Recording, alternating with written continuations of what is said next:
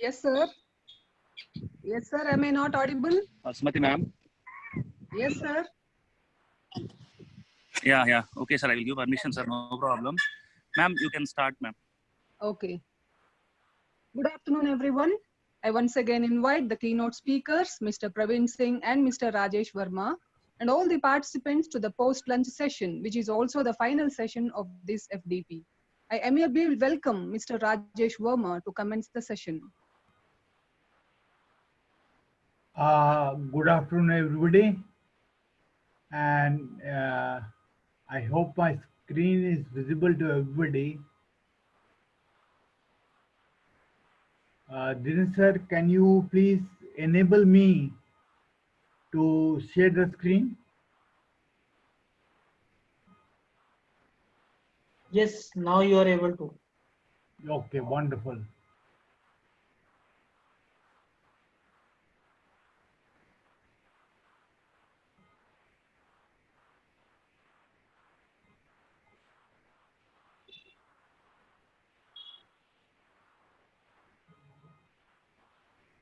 I hope everybody is able to see the screen. Yes, Rajesh. This being the last session, I request you all to ask all your questions and get them clarified. And mainly the questions are related to ABCD, that is artificial intelligence, big data, B for big data, C for cloud, and D for data science or digital, you could say. So let me start first by saying that 90% of only what we have, the resources, they go waste, and 10% only used. That's why this concept of virtualization is very, very important nowadays. And we need to know about virtualization. And having the jump start from the point that the tax filings website, you all must be familiar with this particular website when you're filing your taxes since long time back. And also you must have, for those of you who own a Nano or something, or any other Tata car, you must have had this particular website, and when you interact, you must have found that it's very easy to book either of the cars out here. Similarly, there are other sites which in the world people are going over, and the reason I'm showing you this particular site is because I want to tell you that all these sites are typically hosted on the cloud. On the public cloud, to be more specific, and of course we can have a private cloud as well as a mix of both public and the private, which is known as the hybrid cloud.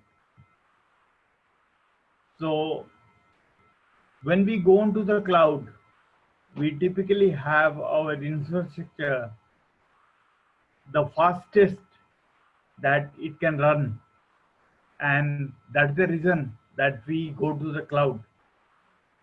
Whether it be any type of program that we are trying to run, we should always see that we host the program onto the cloud, typically the public cloud, because the public vendors, and I just want to tell you the name of the public vendors, they are open, of course.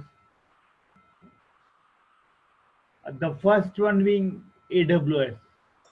AWS public cloud is the one which is the biggest and gives us a guarantee that it is hosting the fastest way. Okay, the second one is Microsoft Azure. The third one we have is of course the Google apps, and then there are a lot, the IBM, the Oracle, which are the clouds, the public clouds, of course, which host our programs, and they guarantee that our infrastructure will always be up and running, and that will never be down. To understand the cloud better, let us understand some of the virtualization models that they use, because when we go to them as the CEO of the company and want to execute the contract, they'll talk about the virtualization models that they are having and they want to execute our programs in. First virtualization model is the model A, in which the hardware is there. Now we are talking about the hardware of the cloud, and on top of the hardware is the operating system, and there are several applications. Now we also have VMM, the virtual machine monitor, which is installed on top of the operating system, and we can have several different operating systems on top of the VMM. For instance, to say that the operating system which is running on the top of the hardware could be Linux, and the operating system which is running on top of the VMM could be Windows. This is the way we sort of have our applications, and the different applications as per their requirement are running on the different operating system. This is one of the virtualization model. Now, what is actually virtualization capturing at? Virtualization is capturing at three different types of resources. The first resource being the compute, the second one being the storage, and third one being the network. I remember it as CSN, and we can say on top of it is sitting the virtual infrastructure, which may have different operating system, and this operating system may have different resources on top of this. Like, for example, if you say that we need to run a database, you learned about big data, you learned about Hadoop, and you learned about RDBMS. Suppose I want my database to run under the Windows operating system, then I can have the virtual infrastructure and I can create a particular database and run it under the Windows. So that is the way I build my infrastructure, and that is the way I run my programs, whether I want to run big data or whether I want to run a RDBMS. Now, let me come to the second model of virtualization. The second model, in which we have the hardware, and on top of the hardware, we run the virtual machine monitor, also called the hypervisor. And then on top of the VMM is basically the operating system one and the different operating systems. And on different operating systems, we have the different apps. Like now, the different apps are sitting on top of the different operating systems. We can have operating system one as the Windows, and on top of this, the operating system one, we can have the Windows applications that are there. And on operating system too, we can have the Linux, and we can have the different apps which are running Linux on that. So that way, what we are really having is different virtual machines. Virtual, why we are calling them, is because they are machines and they can run the different applications, but they are virtual. They are borrowing the resources and they are running their programs one by one. And then to say, I'm using only one of the hardware. So that's the beauty of the virtualization models A and B that I've shown you. The different virtual machine monitors that I have. Yes, Praveen. The different virtual machine monitors that I have in the market today are mainly the VMware, the Citrix, the Cisco, Oracle, and the Symantec. And out of this, you must have heard about the name of VMware quite a lot, because it is the most famous one and then followed by the other.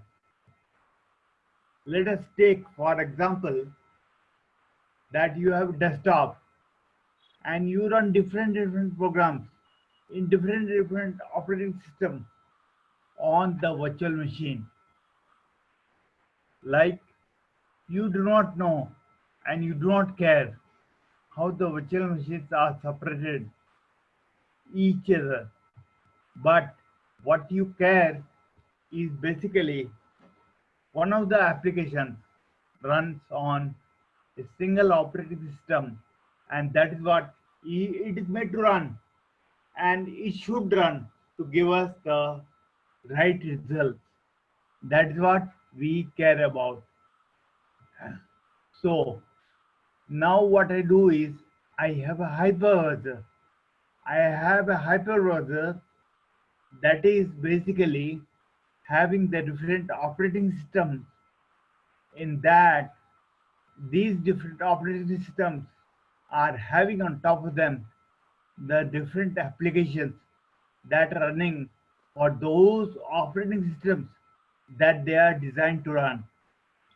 Now, when I group those, I can easily say that on the top of the hypervisor, I am having different operating systems, and then I am having the different applications which are suitable for the different operating systems to run by. This is the way I can create the virtualization model. Now, what is the calculator that I have? VMware has provided on the web a calculator, and this calculator basically is helping the person or the infrastructure specialist to plan the hypervisor and to plan the different applications that he can run using a particular type of virtualization. This is provided by VMware, and you can use it freely, and you can go to the web and you can use it. Now, what are the delivery models that we can expect in a cloud? I'm talking about 3 different types of clouds which are there. One is basically the public cloud, one is the private cloud, and one is a mix of both, the public as well as the private. The public model is a model which is basically applicable to everyone. That means anybody can host their application in their public cloud by buying a subscription from the public cloud vendor. The private cloud is something that you have to create in your own data center, and that will be for you only. For example, Tata. Tata as a company does from salt, it creates 2 trucks. So for salt, I'll have different programs, and for trucks, I'll have a different program. So they could have something like a private data center, which is basically for their salt and trucks. This is known as the private data center or private cloud, in which the cloud belongs specially to the group which is known as Tata. And then we can have a mix of both the public as well as the private. So the public will calculate those things which can be easily made available to others. For example, when we are saying that there is a company, the public cloud hosts those things which are easily made available to all the public, while the private cloud, it hosts only those applications that are basically internal to the company.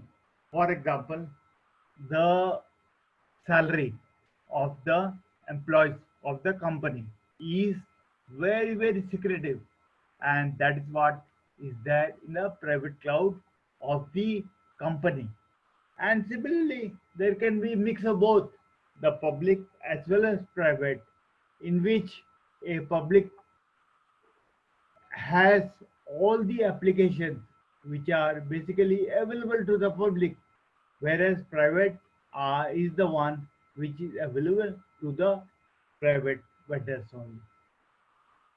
For example, if we think, then the delivery model of the cloud is basically of 3 types: IS, PaaS, and SaaS. IS is the most rudimentary one, and here actually what happens is that we have the total infrastructure, and that infrastructure is given to the particular company, and the particular company's responsibility is now to modify, or they can use the infrastructure as a service from the cloud provider. For example, AWS is the cloud provider in this case, and it has delivered the IS service, IaaS, IS service to the particular company. Then it means that it has delivered only the infrastructure to the particular company, and the company is free to use the particular infrastructure as it likes. And similarly, there is a PaaS model in which the platforms are delivered to the company, and the company is then free to use the PaaS service, the platforms that it is given.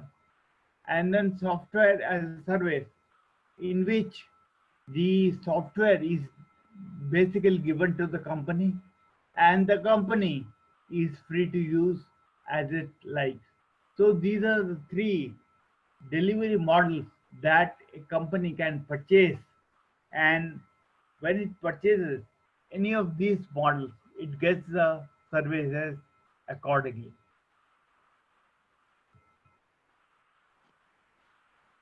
Now, what really does it take for us to go to the cloud? Now, when we go to the cloud, the CEO of the company is basically reducing his IT cost, because now he does not have to set up the data center. He is basically using the data center of the cloud, and then he can focus on the core business. For example, if it is a banking industry, banking, HDFC Bank, ICICI Bank, the bank can concentrate on the business of the bank rather than concentrate on the IT. So that is the reason that it is very good for the bank to release all the IT services through the cloud provider and then concentrate only on the banking industry, which is the expertise of the bank. So that is why when we are adopting the cloud basically reduces the weight on the infrastructure, that is the resources, and then the bank can concentrate on the particular core business that it is basically successful at. I'm just talking the example of bank. Now you could take any of the example and you can see that the person is basically interested in the particular business and not interested in the IT infrastructure. Then he can easily take the cloud provider as one of the partners, and the cloud provider can basically help him. Now, what are the market trends? Who and what is moving to the cloud? Now, these small providers, medium businesses, they are the ones who are moving to the cloud because it is very costly for them that they will set up the whole IT by themselves, and then they will be able to do the business also. So they'll move to the cloud easily because here the capital expenses which are there in setting up the data center is literally zero, and the OPEX, which is the operational expenses, are only there. For example, when a particular website of a bank, or whether that be a insurance company, or whether that be any of the retail companies, that is there on a particular website, it is very easy for that bank or the related company to basically set up everything on the cloud, and he will just concentrate on the business that he is good at. So that way you see this slide is having various concerns also. That, for example, a bank, it can lack trust on the cloud provider. And there is also another problem of a vendor lock-in. Vendor lock-in means that suppose he goes with AWS, then AWS may want him to go on for life using AWS for the bank, which is basically a bad thing for the business also. He can go to either the private cloud or the public cloud. And large enterprises, like I suggested, for example, in India, if you take the Tata company, it does from salt to the trucks. So when it does from salt to the trucks, it can easily open one of the private clouds, and all the data companies can basically now use. Others, for example, some of the smaller companies, like smaller banks, like smaller retail chains, they can go to the private cloud, and then instead of investing in the private cloud, they can go to the small public cloud. They can host the site, and whenever the business is done after a few years, or if the business expands, or if the business comes down, then they can go to the public cloud and they can tell the public cloud that I have now synced by 50%, and then the resources that I want now is basically 50% of the resources that I used initially. For example, let me now compare. Now I am having my own data center, and I'm having all the things in my data center only. So all the bells and whistles and all the support and warranty is something which I have in my data center. And you can think of it as one of the cars that you are having, that is having inbuilt everything, and you have it as your own private data center. This is something that you can think about. But on the other hand, you can think about a leased model also. And in the leased model, what is happening is basically you lease the hardware from a third party, and then you use that so long as you want to use, and then you basically give it back once the usage is done. So that can be a second model. And in the third model, that on demand, like whenever I want, I just ask for the taxi, and the taxi comes and drops me, and I basically pay only for the pay as you go. That means I went from one place A to place B, and I paid only for the particular places that I went using the taxi. And this is basically the public cloud model. And the first one, wherein I had all the bells and whistles, that is everything with me, I had something which is known as a private cloud. So in this way, you are able to compare how you about the cost which is incurred in a private cloud, as well as a taxi model which is known as the public cloud. And you see that the cost that is incurred when you are going for a public cloud is much cheaper than when you're going for any of the private cloud. So going for a public cloud is much cheaper. And like I told you before also, that some of the public clouds are basically very famous, and the very famous amongst them are basically the AWS, the Microsoft Azure, the Google, the IBM. These are all public clouds, and this can be used by anybody. And then of course these are much cheaper, and they only pay for what is being used.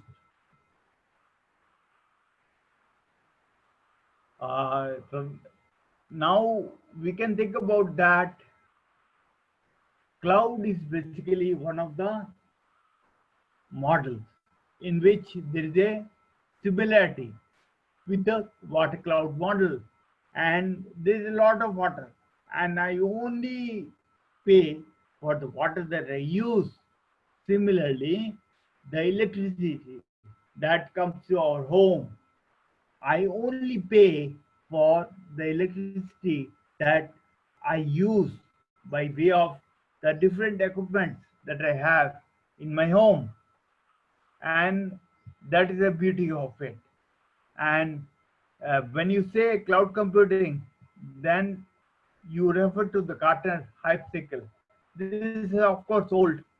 And when you say cloud computing is something that you see that we have red marked it and we have circled it And we are seeing that the cloud computing is one of the technologies which is there in the hype cycle, and that is one of the technologies which is basically catching up.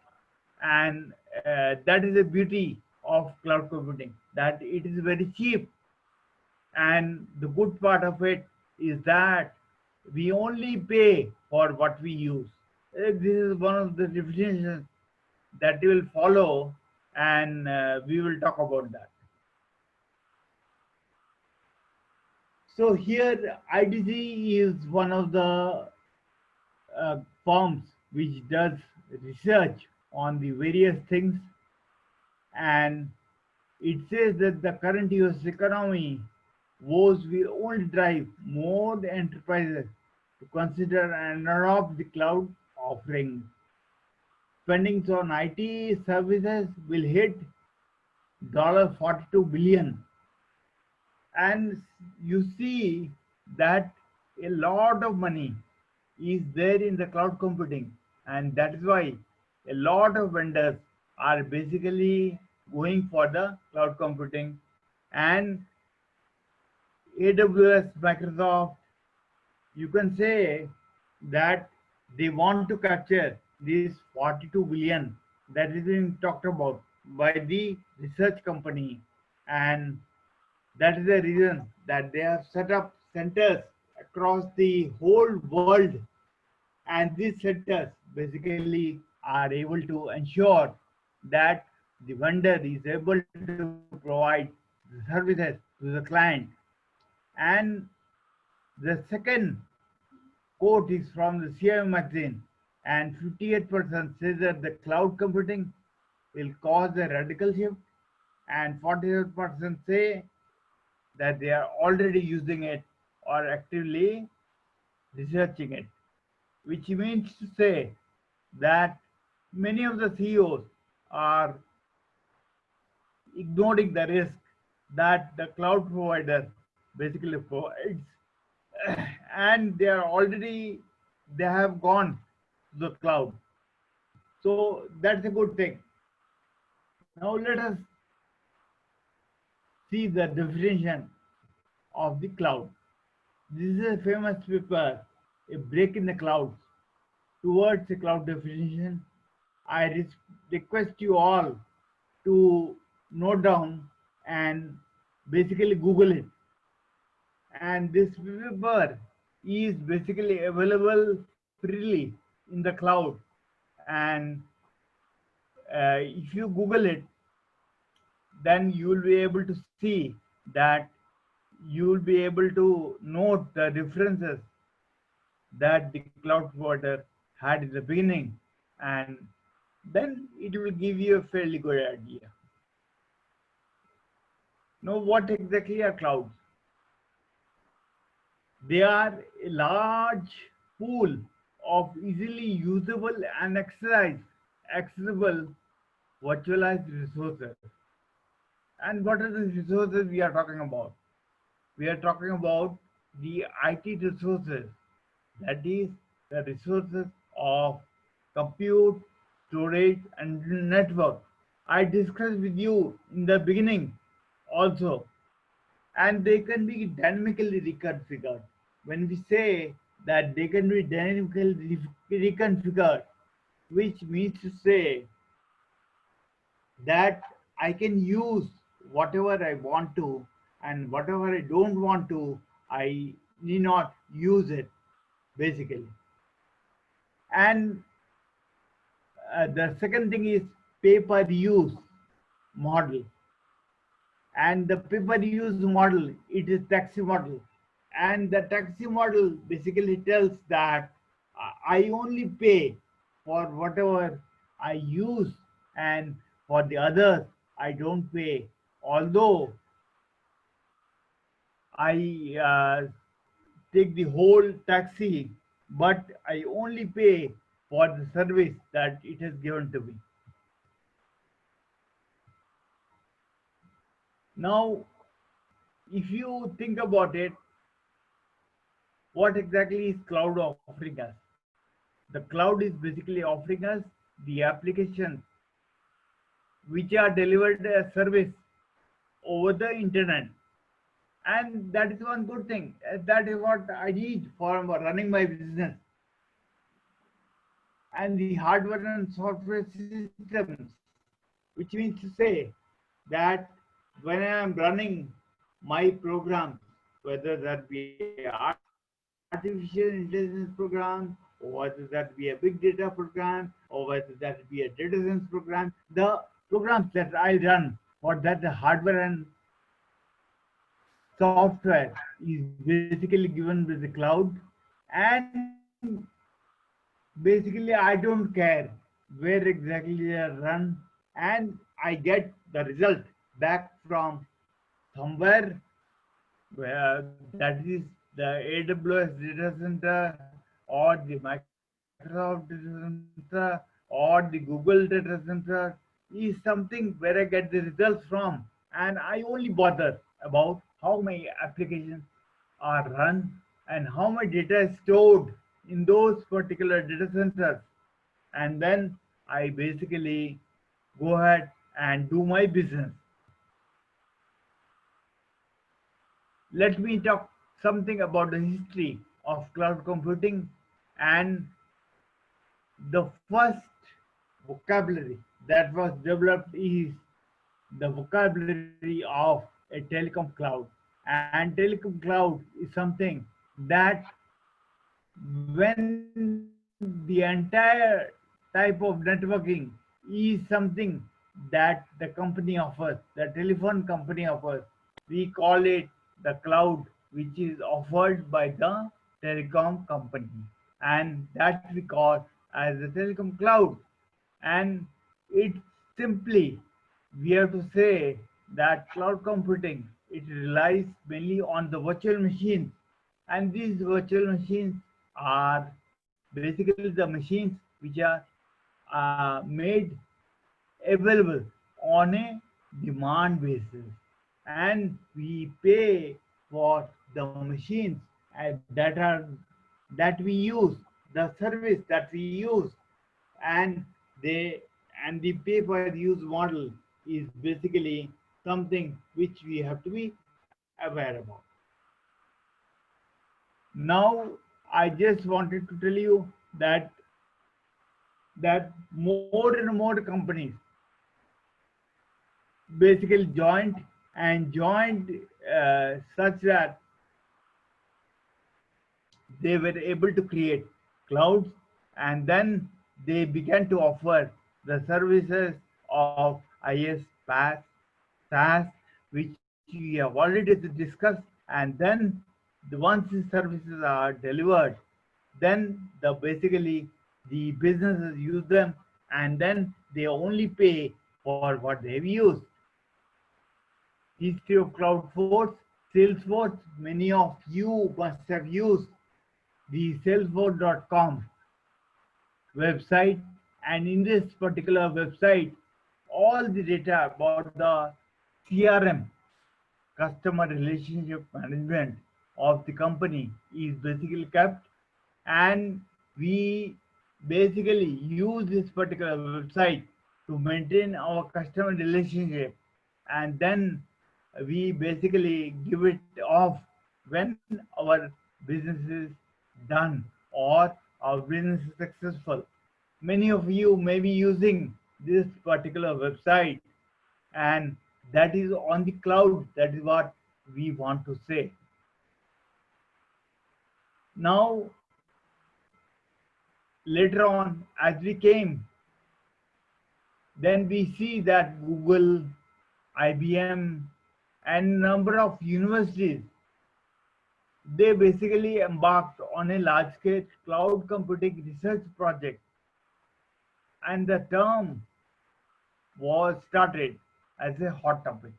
So now came the era, which is more than 10 years back. In this era, the different companies who are good at managing all the infrastructure are basically going to manage the infrastructure, and we are good at business, and that is why we run the businesses and we give away the particular cloud when our business is done, and we pay the vendor, that is whether it be AWS, whether it be Microsoft, or whether it be Google, and we pay them as per the usage basis. Then when we are saying that we are basically using cloud computing, we are just having the OPEX, that's the operational expenses. That means we are not investing in the infrastructure, we are just paying for whatever we are using. Let us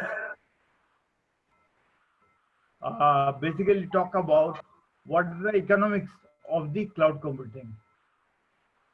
The reduced capital and operational expenses. Why we are saying this? We are saying this because we are not creating the infrastructure, or we are not creating the data center. Instead, we are running our programs on some of the other people's data center that we are supposed to run, and hence we are only paying for the operational cost that we are running.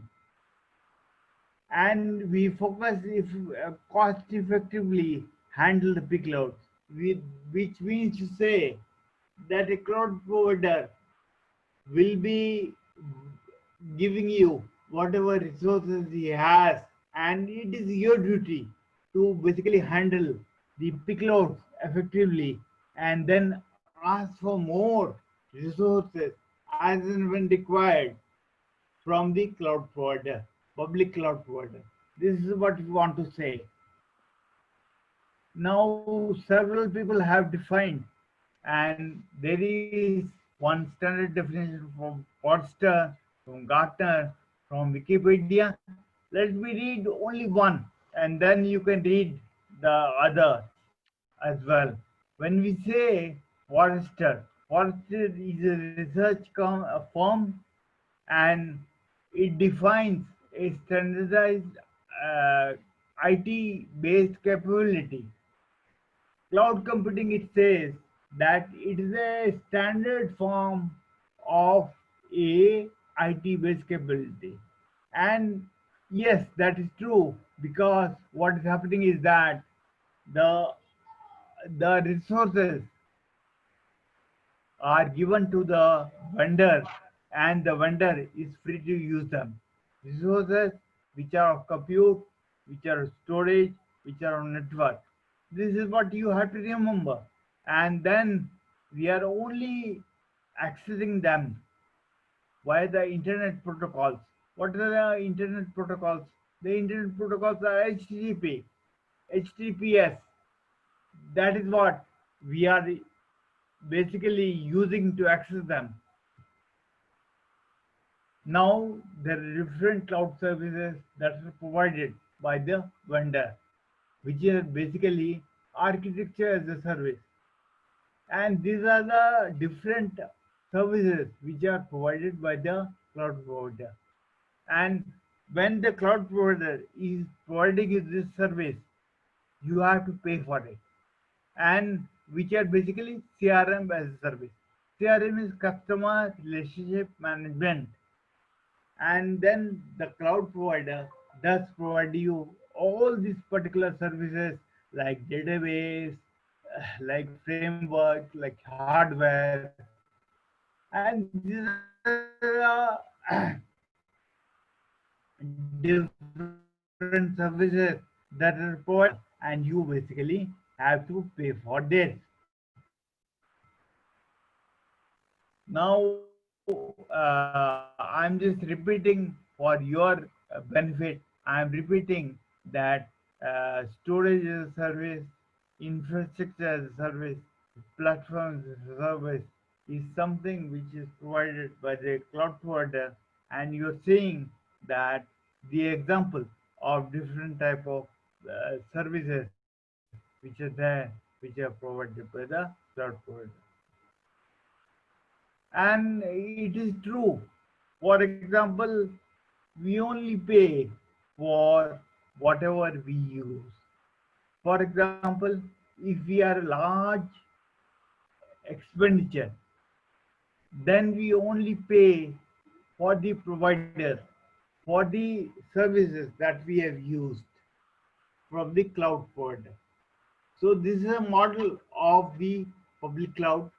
This is a like it is cheaper than the private model that we have when we create our own infrastructure and we basically start using that. So this graph, it basically shows us that if you are having the right fit for the resources that you have taken from the cloud provider, then it's very easy for you to satisfy your customers, and that is what always the business basically try to do. Now, what is the difference? In traditional computing, you buy the own assets and you build the own technical infrastructure. And when you use the cloud, you basically buy the service, and the architecture is all included for you, and you pay in the traditional, you pay for all the assets that you bought into your data center, as well as when you are using cloud computing, you only pay for the admin function, and you only pay for the things that you use. And that is the beauty of the cloud provider. And cloud computing hence is a cheaper option than going ahead and having everything in our their own data center and trying to basically go around it and then giving the services part of it. It's much cheaper to go with the cloud provider. When we are saying the similarity to SOA, service-oriented architecture, is something that we are having a comparison, and we are saying that we are basically comparing it. We are saying that we are basically having three models, that is infrastructure as a service, platform as a service, and software as a service. But we are saying that we are having a service model. So basically it's service oriented infrastructure that we are providing to the particular company, and the vendor has only to pay for the services that he uses. Now there are different definitions that are given by the different companies. NIST is one of the National Institute of Software Technology, something is there, and they are defining cloud. You can see out here on the screen that they are defining cloud as on-demand, broad network access, the resource pooling, the rapid elasticity, and the measured service.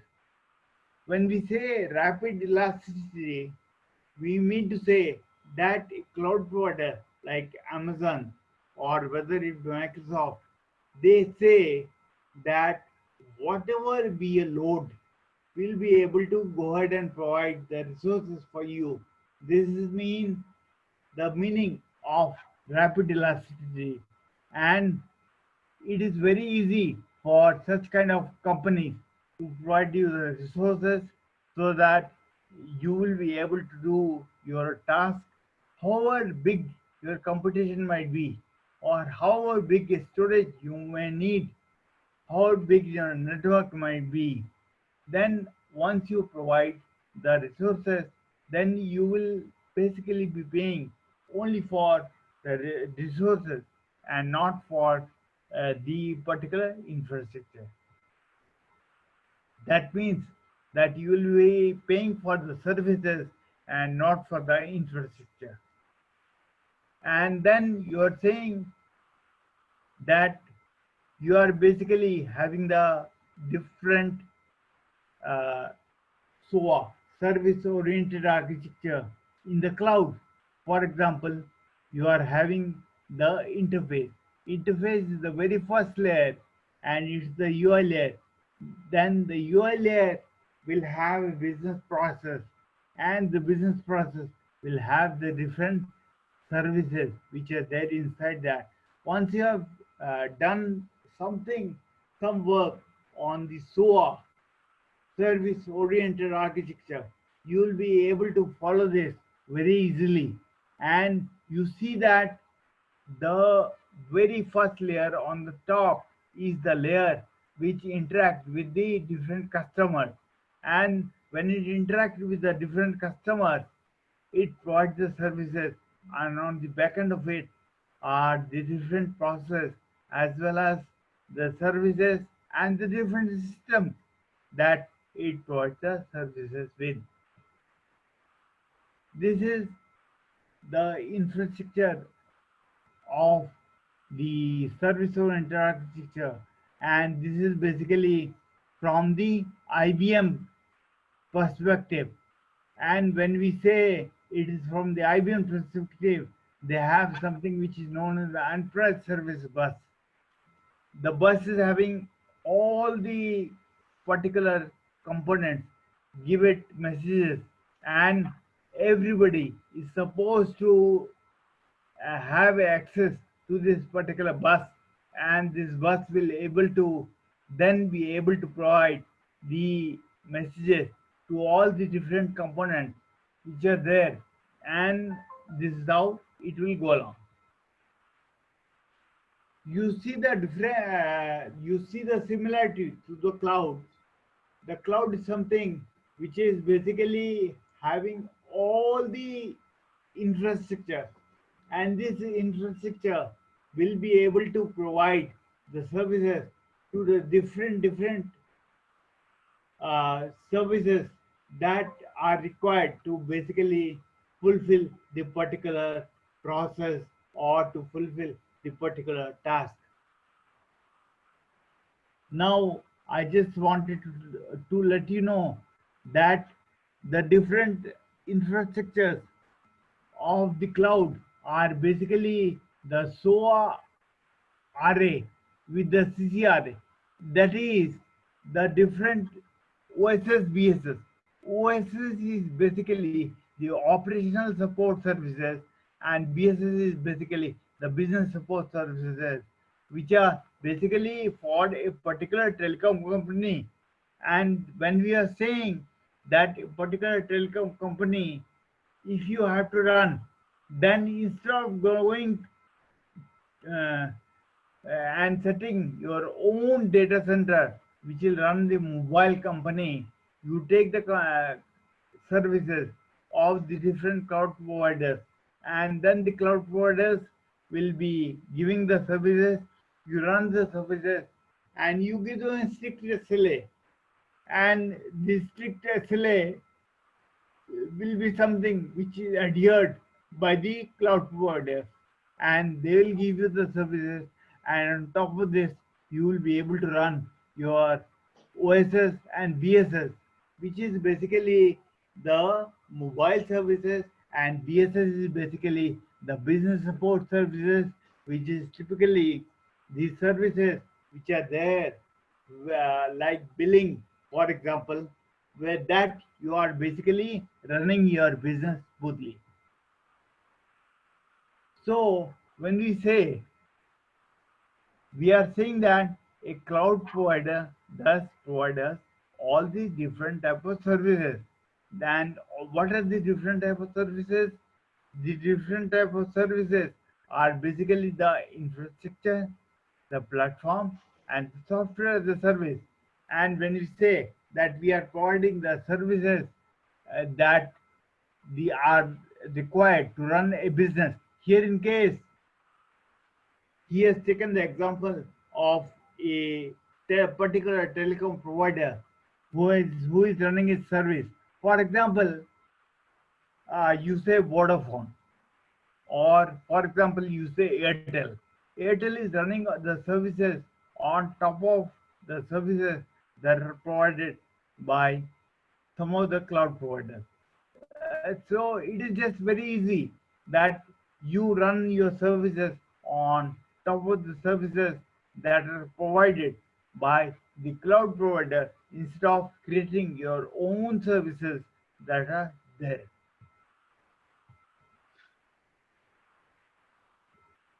So these are all one and the same. So that's why I'm skipping, because many of you are not from telecom background, and that is the reason that you may not find it interesting. But you have to know one thing, that when you are basically having your telecom service, you basically need to run the services on top of the services which are provided with the cloud, and you basically do a little tweaking, and this little tweaking is something that you do it for your business, and when you do it for your business, you basically are able to run your business successfully, and the things that you are good at in your business is something which you do, whereas the IT part of it is something which you leave it to the cloud provider, and he gives you the IT facility, which is very, very essential to run your business. For example, now, if you are basically having a security, then it's very easy to basically categorize first the security, and then select, and then implement and access and authorize. Like the security which is there, if you have to implement in your cloud cycle, then you have to basically ensure that you basically start with implementing the security at your own company, and then you ask the cloud provider to basically follow this security mechanism. This is something of the AWS, and we have a typical assignment in which we have to remember that there is a web server. Okay, this web server is basically a server which provides the content of the web, and this is basically, you can see out here that it has a auto scaling, which means to say that it is very easy for the web server of Amazon to basically give all the services that are required for hosting a page, and this hosting a page is basically something that the web server will give you, and it will be able to host as many pages as you want. So this is the architecture of the AWS, that is the Amazon, and then it has the elastic load balancer, ELB, which is basically going to serve all the pages that are there. For example, when we are saying it's a travel agency, in the travel agency, what we have is basically we have different enterprise, and different enterprises are basically having, one enterprise is for the railway ticket, one enterprise is for the flight ticket, and one enterprise is for the taxi. And in this case, we say that we are going to have a cloud, and in this cloud we are going to have different applications, and these different applications will be able to focus on the different aspects as are required by the travel company. So a travel company, when we are wanting to open at time, it's very easy to set up so that the one of the modules take care of the flight, and the second module takes care of the train, and the third module takes care of the taxi service. This is the way that we are setting up the cloud for the travel agency. Now we have three different cloud deployment model, and I talked about it before also, and I'll talk about it again, which is basically the public cloud, the private cloud, as well as the hybrid cloud. The community cloud is basically one such new term which is introduced to you. And when we are saying that we are introducing the community cloud to you, we are saying that it is for a for a definite community that we are introducing this particular cloud. I hope you are aware of what a public cloud is, the cloud which is there on the internet, and any of them could be there, means your computer data and your data could be sitting side by side, but it is very easy for the data to sit side by side, but the cloud, but the vendor of or the company will not know about it. In this case, here also we do like that on the public cloud, but on the private cloud we basically are able to differentiate, and we are not allowing the data to sit side by side. So that's the difference between the public cloud as well as private cloud. And when we are having a mix of both the models, at the time we are saying that we are having hybrid cloud. That means to say that we are having both the public cloud as well as the private cloud, and then we are not going to mix both the data as well as both the programs, and we are going to have them side by side. These are some of the different services which are offered by the cloud. When we are saying that, we are saying that we are having identity, which is OAuth, OpenID, and we are having integration, and the integration is via the simple Amazon simple Q services, SQS services, and when you are saying payments, we are having PayPal, we are having checkout, and when we are saying we are maps, we are having Yahoo Maps, and we are having the Google Maps.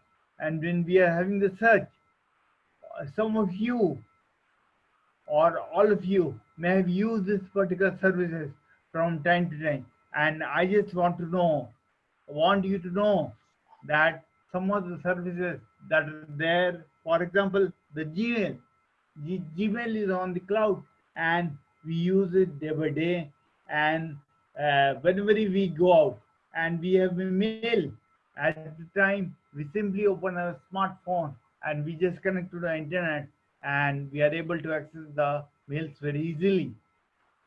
We just want you to know that all these services are there on the cloud, and it is very easy to go ahead and access them. Like you have different companies, and you can see that many of the companies, for example, the small and the big, the big companies are the General Electric, and the small companies are basically the Manhattan Christian College, Muncie Corps. These are some of the small companies, and then it is just that we want to show you that small and the big companies are basically using the cloud. For example, let us take an example. For example, now we have PC with a particular CPU. Now the CPU has vanished, and where is the CPU gone? The CPU has gone to the cloud. because what is happening is that now we simply connect to the internet, and Airtel, for example, has a particular facility in which it simply allows you to connect to the cloud, and when you connect to the cloud, at the time you are able to access all the cloud services which are there. And when we are saying that we are basically having the client server software, the 9% are for the software licenses. And then when we are saying all the cost which is there is something which is hidden from the customer when we are going for the traditional product that we are deploying. But when we are going for the cloud computing, at the time the subscription fees, that is what we pay to the cloud provider, is basically visible. And then what we basically don't pay to the cloud provider is something that the cloud provider manages by himself.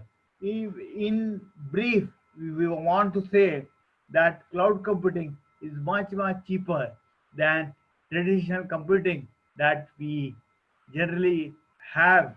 And when we go with the cloud, it is basically up to the cloud provider, because he gets a bulk order and he's able to manage all the things, all the expenses by himself. We just wanted to let you know about Amazon EC2, which is one of the famous clouds and which is one of the biggest clouds which is there.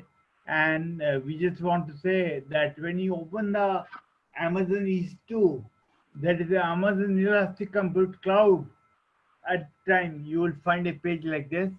At the time you will have to give a credit card, and they will only deduct the amount which for the services that you are using. For example, if you created a virtual machine, then they will basically deduct only for the virtual machine that you have created. And there are different type of virtual machines that you can create, and it depends on the type of the virtual machine that you are creating. And once you create that, they will deduct. You can see some of the pictures that are there inside the data center of the Amazon. And when we are saying that we want a large instance or an extra large instance, we are basically going to have some of the machines which are having the configuration as follows. For example, when you are saying extra large instance, will be having a machine which is having 15 GB of RAM and 8 EC2, that is 4 cores, and 1690 GB, and that will be a 64 GB machine, 64-bit machine, and the price is so low as $0.80. And then we can see that instead of buying a machine, when we are using the cloud and when we are creating one of the instances which is extra large instance, that is, we are paying so much less for the machine that we are creating, and it's very easy to do a job and get the result out of that. Some of the cloud providers, cloud users companies are NASA. NASA uses using that. Dole is basically one of the companies which manufactures fruit juices, and Shell is one of the companies you must be knowing that when we are filling up petrol, we go to gas. And there are several other companies that are basically using the cloud. And just to let you know that, for example, Amazon is having different services across the world, and the data centers across the world are basically at different places. So it's very easy when you are using the Amazon cloud. It's very easy for you to basically go ahead and have your services across the world, because your data will then be in different data centers. You can run it, and you can, when you run it, it is very easy for you to basically have your data in different parts of the world. And it is also very easy that your data will never be uh, uh, basically it will always be available. Now these are the different applications that are there, and these are some of the platform services which are there provided by Amazon. And as you can see, the content distribution is one such service, and which is the deployment monitoring, and these are the different services that are provided by Amazon. And when you say that region, Amazon is split into different regions, and when you're saying those regions are again split into availability zones, and they are split into edge locations, when we are saying that they are they are split into different uh, regions and availability zones and edge locations, then we are saying that the computation that is done on the edge. That means to say that the computation which is done at a nearby location, and that nearby location is basically presenting us the result of the computation result which is there.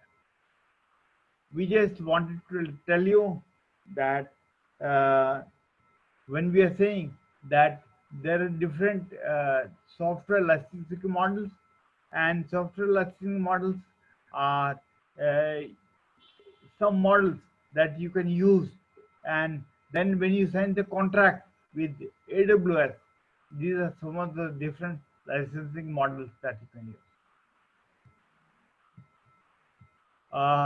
Azure is one of them, cloud. AWS being the largest, Azure being the second largest from Microsoft. That is one of the cloud that we are having to deal with. And these are the different services which are there. And these are the services that you get when you basically sign up for Azure. That is with Microsoft when you execute the contract, and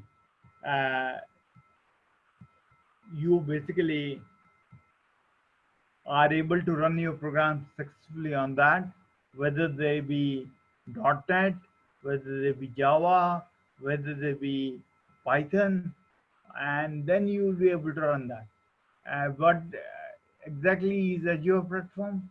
At a high level, we are saying that Azure is for running the Windows applications, and this is something that instead of things that Azure delivers to us, and we are able to run them. What are the considerations of having a data center? That is, a large volume of cheap electricity should be there, and proximity to rivers and lakes, large areas of land. These are some of the considerations that when a company is setting with its data center, it is basically remembering all of this.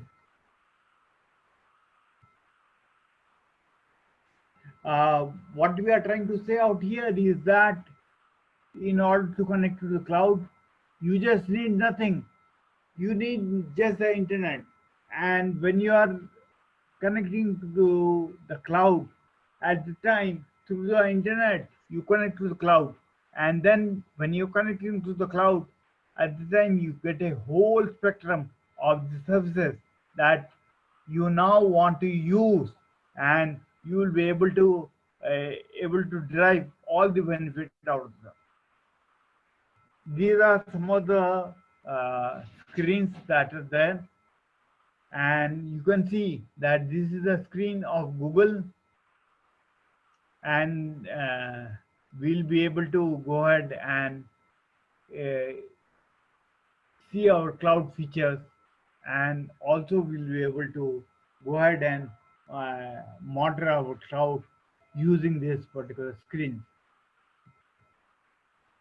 These are some of the vendors who are there, and this is once again you can did it, and you can say that what is the definition of the cloud.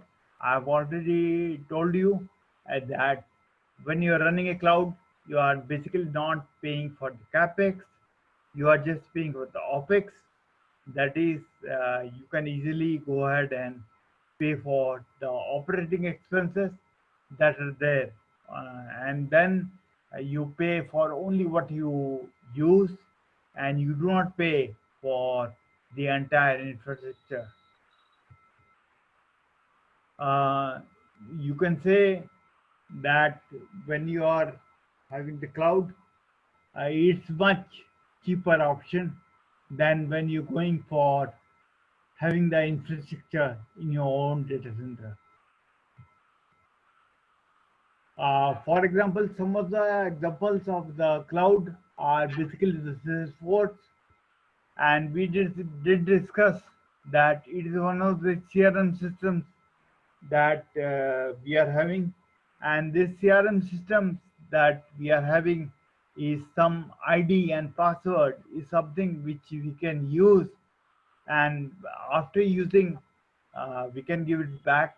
So we can tell the cloud provider that we have used your CRM system, and similarly Gmail is something which we can use from Google, and we can only pay. Of course, it's free at present, but for businesses, they charge a very nominal amount. We'll say it in the particular video also.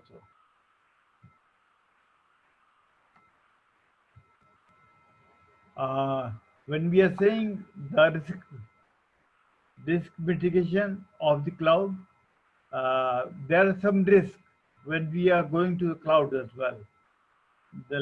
For example, some of the risk is also like the user access, because it's a cloud and the owner for that is basically the cloud provider. It's very easy for the cloud provider to access the data or to access the whatever applications that are kept on the cloud by the cloud provider. And some of the regulatory compliance is also that the data for a particular country should not go to a different country. But it's up to the cloud provider that he can give the data in any different country that he wants. Similarly, data location, and some of these are recovery.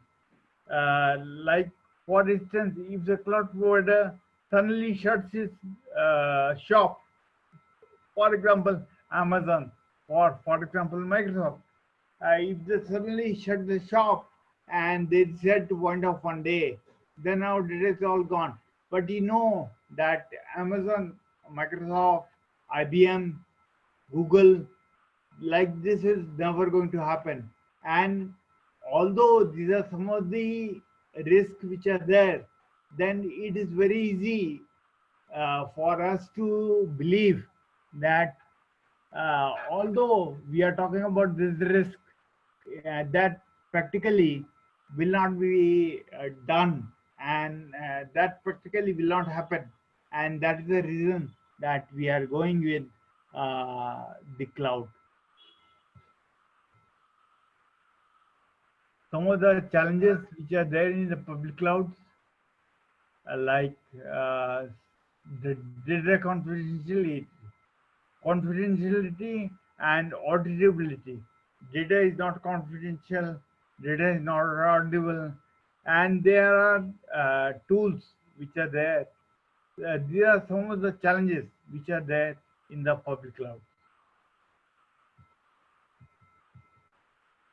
And when we say about private clouds, then we can say that we are using the cloud, but some of the clouds are basically risky, and we are, as a CEO of the company, like we have to be really aware, and we have to be really making a prudent decision.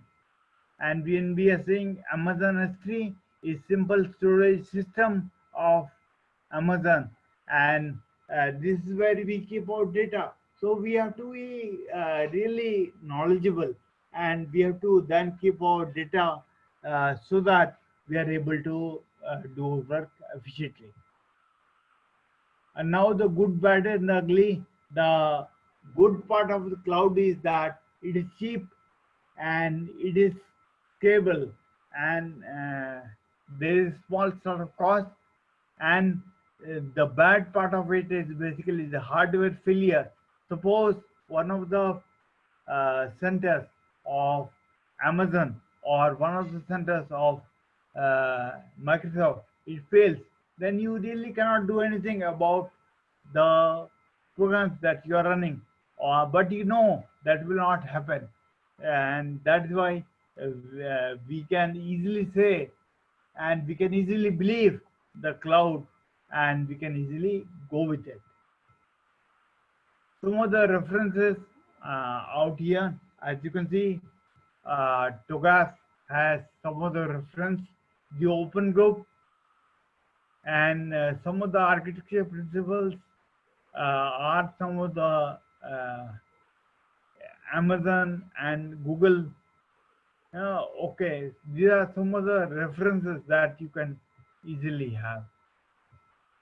And now we'll show you one of the short films on Google, and I hope you'll be able to understand what exactly we are talking about. I'm Jeff. I'm Sam, and we're part of the Google Apps education team.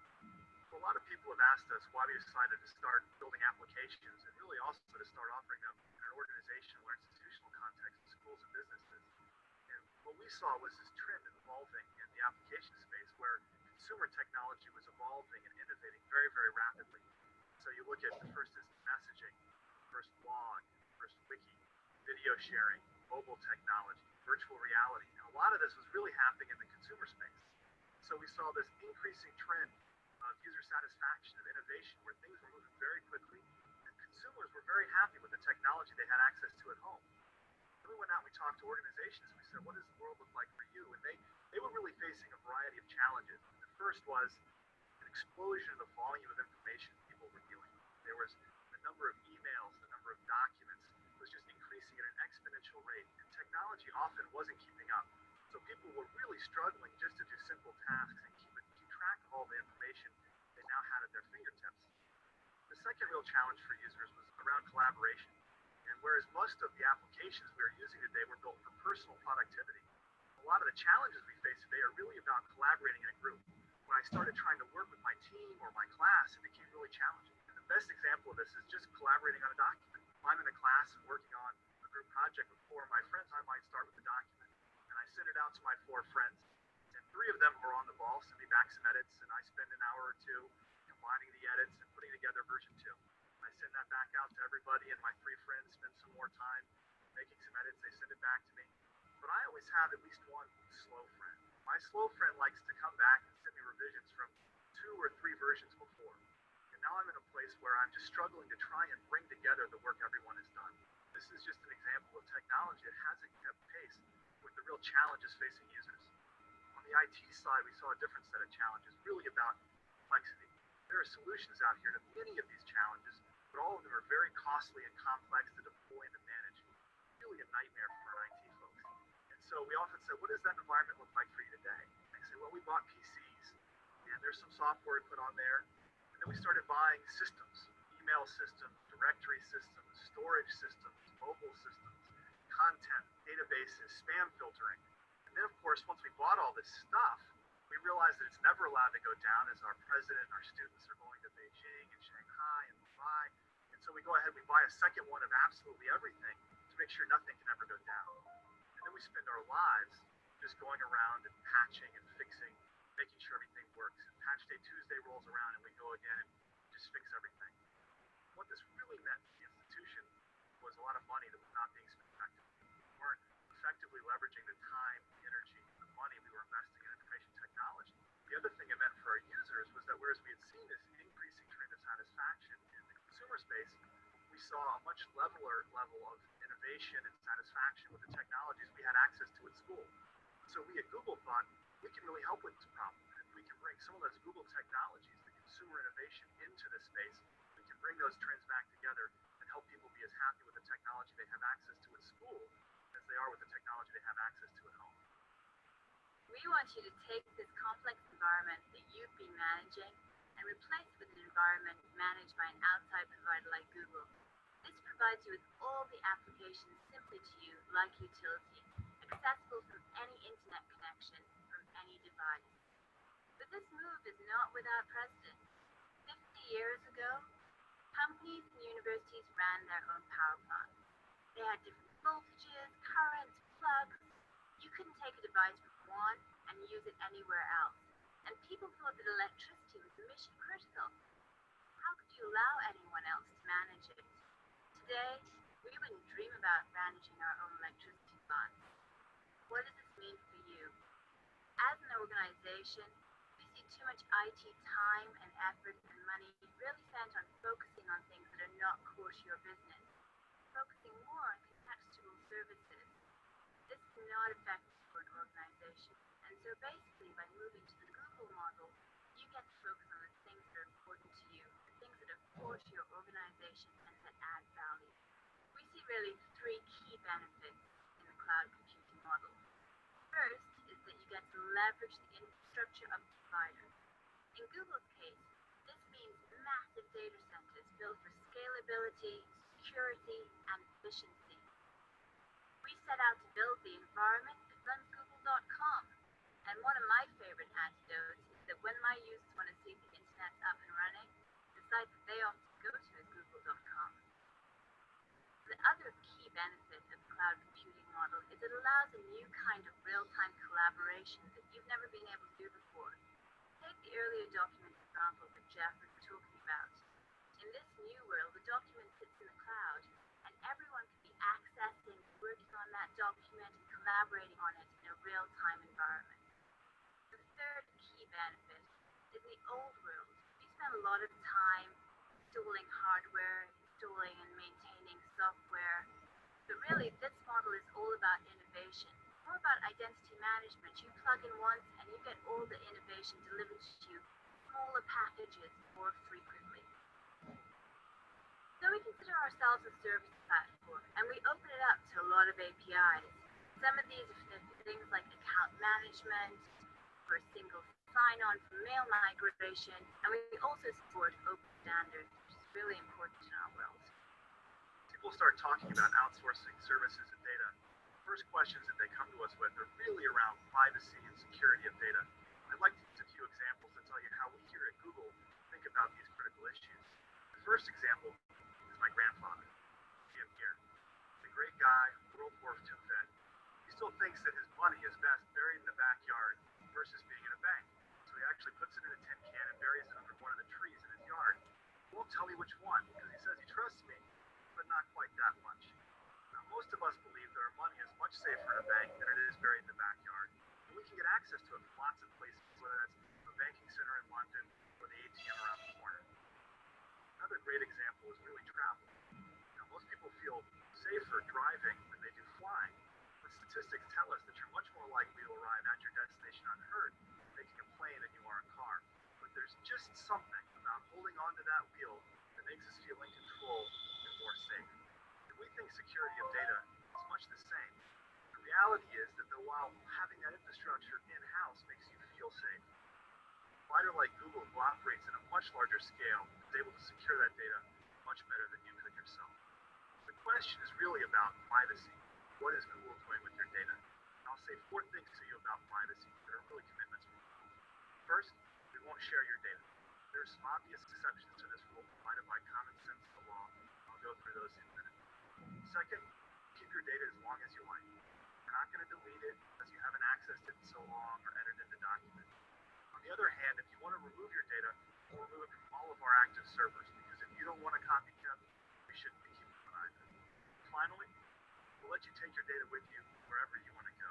Whether that means exporting a document to Word or Excel, or taking all of your mail and calendar data with you to another service, we're committed to helping you take that with you wherever you like. Now, there are a few exceptions to the first rule, and I like to go through these, calling them fine print on the big screen. The first exception is the most obvious: the user consents.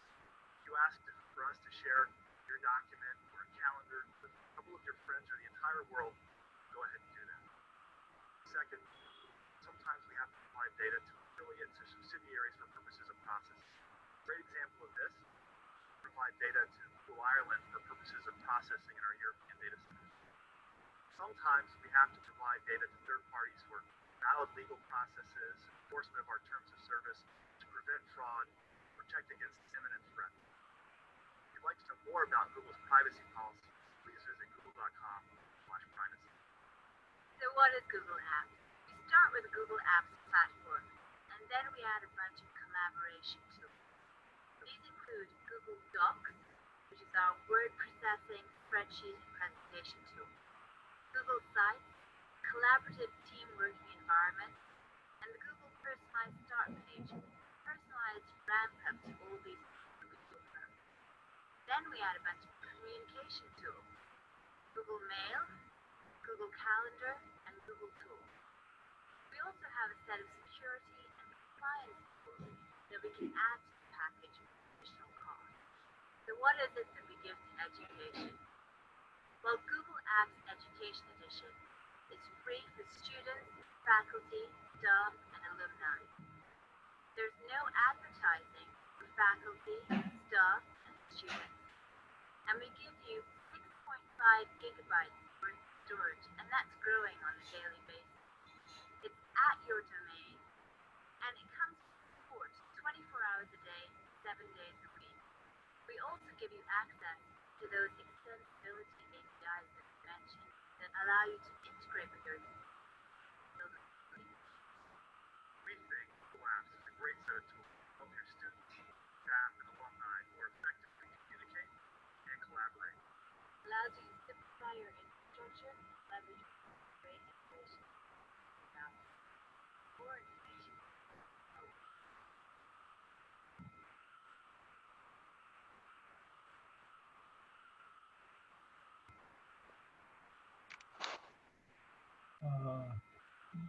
Dinesh sir,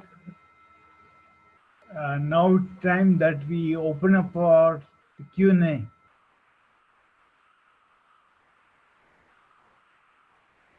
Yes, guys, please, if you have any questions and any doubt regarding the current presentation, or maybe from the past presentation, from last 2-3 days, you can say. So please let us know. Ask your question, put your question on your message box, or maybe you can raise your hand. Dinesh sir will let you know by making you unmute. Okay, so please ask whatever you can ask, please, because it's time to means like we are about to bind our session, and we are open to take your questions and answers.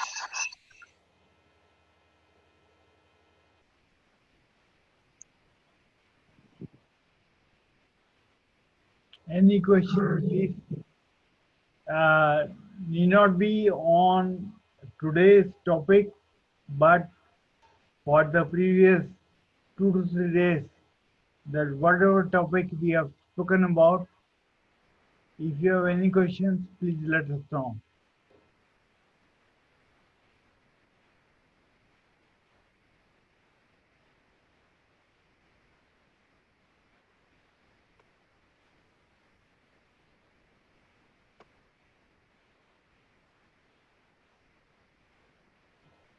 Guys, please raise your hand. You can ask anything from Rajesh. You can ask anything from me as well. Please, anything related to any problem, any statement or problem statement, or maybe on research work, or maybe if you want like how exactly you can instruct your students, or maybe you can like how exactly you can develop something by your own. So please let us know. We'll try our best to give you some. Yeah, yeah, Praveen sir and Rajesh sir, we are very thankful. We don't have some, we have some power issue, and at the same time, we have some issue regarding that one. We are unable to listen to your class, sir. I will definitely follow in YouTube. I already recorded in my Zoom app, so I will listen to your classes. Okay, sir. Just conclude the part, sir. We will close the FTP for this time. Okay. Thank you very much for attending the sessions by us, Praveen, Yes, sir. this is Rajesh. Yes, sir. Yes, sir. We are very thankful for both of you, sir, Rajesh sir and Praveen sir. We are very thankful, sir, because you have a great knowledge on what we are doing. Is we just really prepare on our academic issues, sir, on our academic syllabus, but we don't have any knowledge on regarding the real-time projects and real-time scenario on the IT industry, sir. But you have matched those two things. We are very thankful for you, sir. And ma'am, Vasumati ma'am. Yes, sir. Yeah, ma'am. Just go with the vote of thanks, ma'am. We will close the thing for today. I am privileged to propose vote of thanks on this occasion. Efficient team ensures effective organization of any program. It was the steadfastness and enthusiasm of the coordinator, Mr. V.DINESH BABU, and the organizing committee who made this 3-day FDP possible. We extend our sincere thanks to the entire team. We are indeed grateful to our principal, Dr. R.V. KRISHNAIAH Garu, for being the driving force behind organizing this FDP. He believes that nothing is insurmountable if you have the determination. We must mention our deep sense of appreciation to the eminent speaker of this FDP, Mr. Praveen Singh, data scientist, HSBC, Bengaluru, for his exhilarating presentation on all the 3 days. We would also like to extend our heartfelt gratitude to our esteemed speaker, Mr. V. Rajesh Verma, Senior Architect, INFOSYS, Hyderabad, for his brilliant presentation on cloud computing and virtualization. It was a splendid experience to all the participants listening to both the speakers. We are very fortunate for getting an opportunity to attend such splendid and inquisitive sessions on all the 3 days. Thank you once again. I would also like to take this opportunity to thank our director, Professor Venkateswara Garu, for his valuable suggestions. And we are grateful to our Dean of Academics, Professor K.VENKATA Garu, and the HOD of CSC Department, Professor K.VENKATESWARA Garu, for their guidance.